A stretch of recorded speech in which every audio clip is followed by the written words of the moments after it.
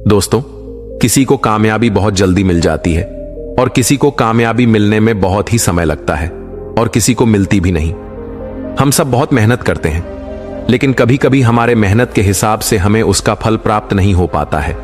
और आपने देखा होगा कि कुछ लोग थोड़ा ही परिश्रम किए और वे लोग बहुत आगे निकल गए। आप कहते भी होंगे, अरे वह तो पढ़ने में मेरे से धीमा था लेकिन फिर भी हमसे आगे निकल गया।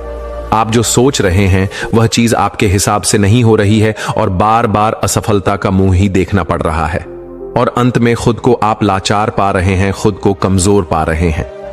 कई बार होता है कि हम सब इतने असफल हो जाते हैं कि फिर हमारा मन टूट जाता है। हम खुद को बहुत ही कमजोर और हारा हुआ महसूस करने लग जाते हैं और बहुत निराशा भी होती है। और निराशा क्यों ना हो, दुखी क्यों ना हो हम, क्योंकि हमने तो बहुत परिश्रम किया था, जितना हमसे होना चाहिए था उतना किया था, लेकिन मुझे उस परिश्रम के हिसाब से उसका फल नहीं मिल पाया और एक बार फिर असफलता का मुंह देखना पड़ा। दोस्तों, अगर समस्याएं आपके भी जीवन में घटित हो रही हैं या ना भी घटित हो रही है तो भी आप इस वीडियो को छोड़कर कहीं ना जाइएगा, क्योंकि कुछ ऐसी बातें आपको पता चलेंगी जो कि शायद आप इससे पहले कहीं सुने हो। जो बातें मैं आपको बताने वाला हूं वह सारी बातें आपको इन सभी मुश्किलों से बाहर निकाल लेंगी। आइए कहानी की शुरुआत करते हैं।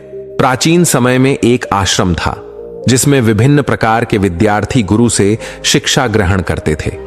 आश्रम से सभी बच्चे शिक्षा ग्रहण करने के बाद अपने अपने राज्य को वापस लौट जाते थे। उन्हीं शिष्यों में अर्जुन नाम का एक शिष्य था। वह भी अपने गुरु से शिक्षा ग्रहण करने के बाद अपने राज्य वापस लौट आता है। वापस आने के बाद सभी लोग अपने अपने राज्य में अपने अपने कामों में वापस लग जाते हैं। धीरे धीरे समय बीतता गया। अर्जुन और बड़ा होने लगा। उसके परिवार की दशा पहले से ही अच्छी नहीं थी। अर्जुन के घर वालों ने भी यही सोचा था कि अर्जुन आश्रम से जब शिक्षा ग्रहण करने के बाद आएगा तो वह बहुत ही कामयाब बनकर आएगा, अच्छे से अपने परिवार का पालन पोषण करेगा। लेकिन अर्जुन के साथ ये सारी बातें उल्टी हो रही थीं। वह आश्रम से शिक्षा ग्रहण करके तो आया था, लेकिन जब वह काम की तलाश में दूर दूर जाता तो उसे कोई काम नहीं मिलता था। छोटी छोटी चीजों में वह असफल हो जाया करता था। अर्जुन एक बार एक राजा के यहां गया हुआ था, क्योंकि राजा अपनी सेना में नए सैनिकों को भर्ती कर रहा था। अर्जुन भी राजा की सेना में भर्ती होने के लिए राजा के महल पहुंच जाता है। अर्जुन जब राजा के अधिकारियों के सम्मुख प्रस्तुत होता है अपनी योग्यता को साबित करने के लिए, तो उसके हाथ पैर कांपने लगते हैं। यह देख राजा के अधिकारी उसे बाहर कर देते हैं। उससे कहते हैं कि तुम राजा की सेना में अभी भर्ती होने लायक नहीं हो। दोस्तों, इस बात से अर्जुन बहुत ही निराश और हताश हो जाता है, क्योंकि उसके जीवन में अगर कोई उम्मीद भी बची हुई थी तो यही एक थी। इसके बाद वो अपने घर दुखी मन से वापस लौट आता है। घर वापस आने के बाद उसे पड़ोसियों के ताने सुनने को मिलते हैं। लोग कहते हैं कि अर्जुन तो बहुत पढ़ा लिखा है पर इसे कोई काम नहीं मिल रहा है। कोई कहता है कि ये तो आश्रम में ठीक से पढ़ा ही नहीं होगा, और कुछ लोग तो यहां तक कि कहने लगते हैं कि इसकी सोचने समझने की शक्ति ही कम है, इसलिए इसका दिमाग सही तरीके से काम नहीं कर पा रहा है। मतलब लोग उसे तरह तरह के ताने मारते थे। इस बात से अर्जुन बहुत ही ज्यादा परेशान हो गया था।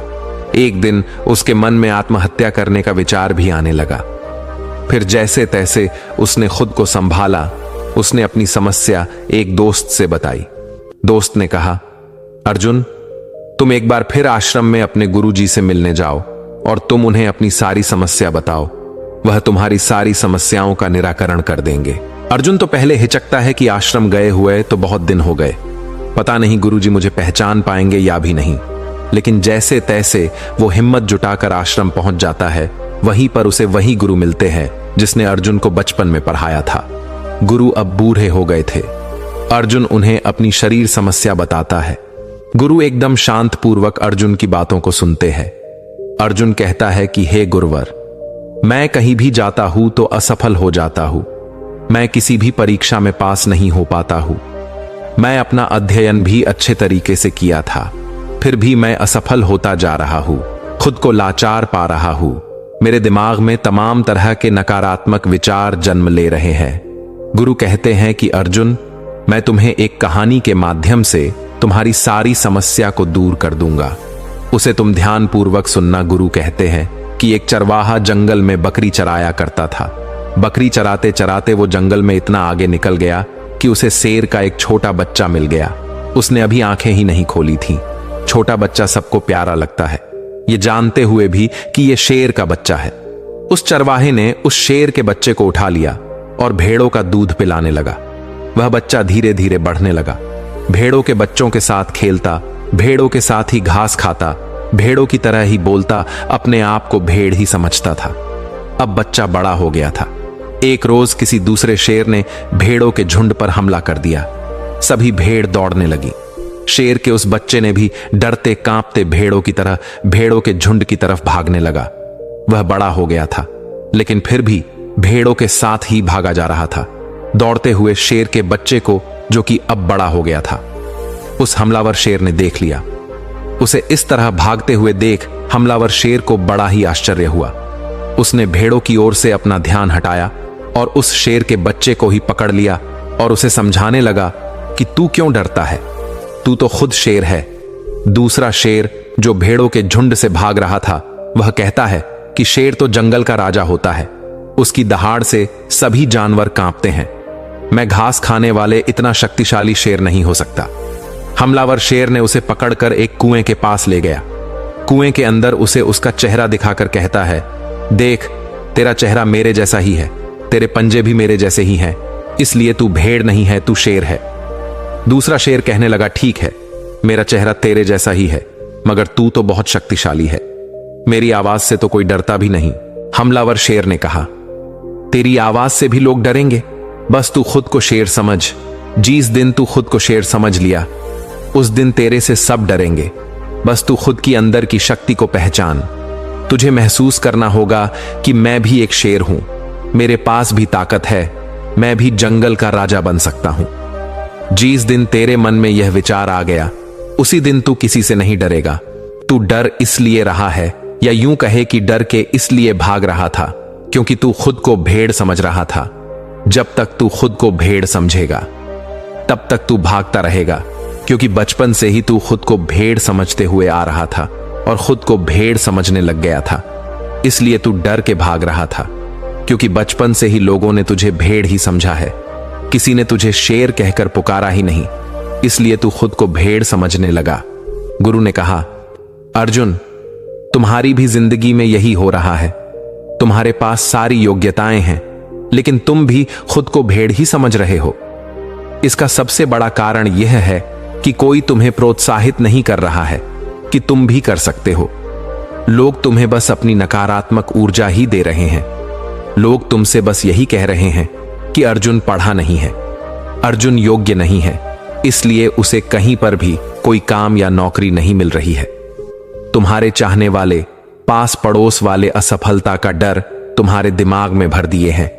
बचपन से ही वे लोग तुम्हें अयोग्य ही बोल रहे हैं और अयोग्य ही समझ रहे हैं।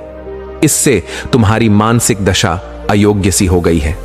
तुम कैद हो गए हो, तुम खुद को हारा हुआ महसूस करने लगे हो, क्योंकि लंबे समय तक जब किसी को अयोग्य असफल बोला जाएगा, तो उसका दिमाग सच में अयोग्य असफल हो जाता है। वह खुद को कमजोर और लाचार समझने लगता है, क्योंकि लोगों ने उसे कमजोर लाचार ही बोला है। इस दुनिया में प्रोत्साहित करने वाले लोग बहुत ही कम हैं। अर्जुन, चारों तरफ लोग तुम्हें बस नकारात्मक ऊर्जा ही देंगे। वह तो चाहते हैं कि तुम जिंदगी में सफल ना हो, तुम भेड़ ही बने रहो, क्योंकि वे लोग तुम्हें भेड़ की ही तरह पालना चाहते हैं।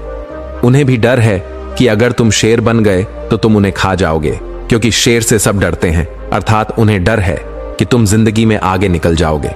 अगर जिंदगी में कोई व्यक्ति आगे निकलता है, तो सबसे पहले पास पड़ोसियों को ही दुख तकलीफ होती है। सफल होने से पहले तुम खुद को अपने अंदर बदलाव लाओ, खुद को शेर की तरह समझने का प्रयास करो। जिस दिन तुम खुद को शेर और योग्य समझने लगे, तुम्हें खुद पर भरोसा हो जाएगा, तुम खुद ही सफल हो जाओगे। गुरु कहते हैं कि अर्जुन, अगर किसी बच्चे को बचपन से ही बोला जाएगा कि तू कुछ नहीं कर सकता, तू असफल हो जाएगा, तू गधा है, पढ़ाई भी सही से नहीं कर रहा है, तू जिंदगी में और कुछ नहीं कर पाएगा, ये सभी बातें उसे भेड़ बना देंगी, क्योंकि वो बचपन से ही खुद को भेड़ समझने लग जाता है। यहां भेड़ से तात्पर्य यह है कि वो खुद को लाचार और कमजोर समझने लग जाता है। उसे लगता है कि वो जिंदगी में सफल ही हो नहीं सकता। लोग उसे खुद कमजोर बना देते हैं। लेकिन अगर उसके दिमाग में बचपन से ही बोला जाए कि तू शेर है, तू कर सकता है, तेरे अंदर बहुत ताकत है, तेरे अंदर बहुत हिम्मत है, दुनिया की कोई भी ताकत तुझे सफल होने से नहीं रोक सकती। अगर बचपन से ये सब विचार उसके दिमाग में डाल दिया जाए तो वास्तव में उसे सफल होने से कोई नहीं रोक सकता, क्योंकि उसके दिमाग में बस गया है कि वो सफल हो जाएगा। क्योंकि उसके दिमाग में ये सभी बातें बैठ जाती हैं तो फिर ये ब्राह्मण खुद उसे सफल बनाता है। बच्चा जब 7 साल का होता है तो लोग जो भी बोलते हैं उसके इर्द गिर्द क्या चल रहा है, वो यह सब बातें बहुत ही अच्छे से सुनता है और समझता भी है। गुरु कहते हैं कि अगर उस 7 साल के बच्चे के अंदर अच्छे विचार, अच्छी सोच और उसके बारे में अच्छा बोला जाए, उससे अच्छा कहा जाए कि तू सब कुछ कर सकता है, तेरे में बहुत हिम्मत है, और सभी सकारात्मक विचार उसके दिमाग में डाल दिया जाए तो उसके दिमाग की क्षमता बढ़ने लगती है, उसकी सोचने समझने की शक्ति बढ़ने लगती है, और ऐसे बच्चे आगे चलकर अपने जीवन में जरूर सफल होते हैं। कोई भी बच्चा कितना भी गधा क्यों ना हो, हमें उसे कभी भी गधा या कमजोर नहीं बोलना चाहिए। जब हम किसी बच्चे को कमजोर या लाचार बोलते हैं तो वह सच में खुद को कमजोर और लाचार समझने लग जाता है। वो समझने लगता है कि वो सच में कमजोर है। उसका दिमाग खुद को कमजोर समझने लगता है।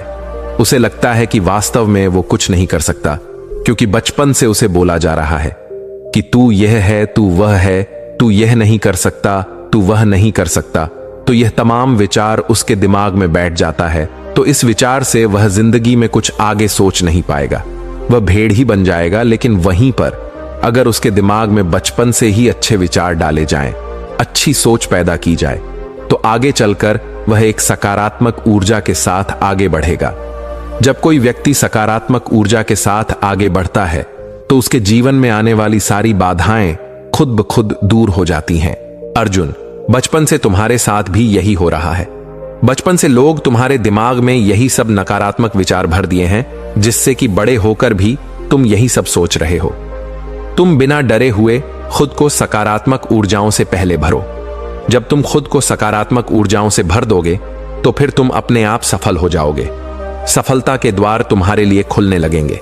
गुरु कहते हैं कि कहीं पर जाने से, कुछ भी करने से पहले अपने मन को सकारात्मक ऊर्जाओं से भरो। तुम्हें असफलता या नकारात्मक विचारों पर ध्यान ही नहीं देना है। तुम्हें बस खुद को सकारात्मक ऊर्जाओं से भरना है। तुम प्रतिदिन जब सुबह उठो और रात को जब सोने जाओ तब महसूस करो कि हम भी कर सकते हैं। हम असफल नहीं होंगे। हमारे अंदर भी ताकत है, हमारे अंदर भी हिम्मत है। खुद को सकारात्मक ऊर्जाओं से भरते रहो। इसके बाद धीरे धीरे तुम खुद को महसूस करने लगोगे कि तुम्हारे लिए सफलता के द्वार खुलने लगे हैं। गुरु आगे कहते हैं कि अर्जुन, तुम ये काम आज से ही शुरू कर दो। अगर तुम ये काम आज से शुरू कर देते हो तो तुम्हें बहुत ही जल्द इसका प्रभाव देखने को मिलेगा। इतना कहकर गुरु शांत हो गए। अर्जुन अपने गुरु को दंडवत प्रणाम करते हुए एक सकारात्मक ऊर्जा के साथ आश्रम से वापस अपने घर आ जाता है। 2 महीने के अभ्यास के साथ सबसे पहले वह अपने अंदर के डर को समाप्त करता है, खुद को सकारात्मक ऊर्जाओं से भरता है। ऐसे ही एक दिन राजा के सैनिक उसके गांव आते हैं और बोलते हैं कि राजा की सेना में कुछ नए सैनिकों की जरूरत है। इसके लिए जो राजा की सेना में भर्ती होना चाहता है, सैनिक बनना चाहता है, वह ठीक 5 दिन बाद राजा की सेना में भर्ती होने के लिए महल आकर अपनी योग्यता का प्रमाण देकर सेना में भर्ती हो सकता है। ठीक 5 दिन बाद कड़ी मेहनत के बाद अर्जुन अपनी योग्यता का प्रमाण देने के लिए राजा के राजमहल पहुंच जाता है। राजा के सैनिक इस बार उसे देखते हैं तो उसमें एक अलग प्रतिभा, सकारात्मक ऊर्जा दिख रही थी। वह पहले जैसे डर नहीं रहा था। इस बार अर्जुन परीक्षा में पास हो जाता है। राजा की सेना में वो भर्ती भी हो जाता है। जब अर्जुन के घर वालों को ये बात पता चली तो फिर सब बहुत ही खुश हो गए। दोस्तों, गुरु के माध्यम से आज हमें ऐसी बातें पता चली जो कि हमारे लिए किसी वरदान से कम नहीं है। दोस्तों, इस कहानी से आपने क्या समझा? अपने विचारों को, अपने भावनाओं को एक कमेंट के माध्यम से जरूर बताएं। क्या पता आपके एक कमेंट से किसी का जीवन बदल जाए। धन्यवाद।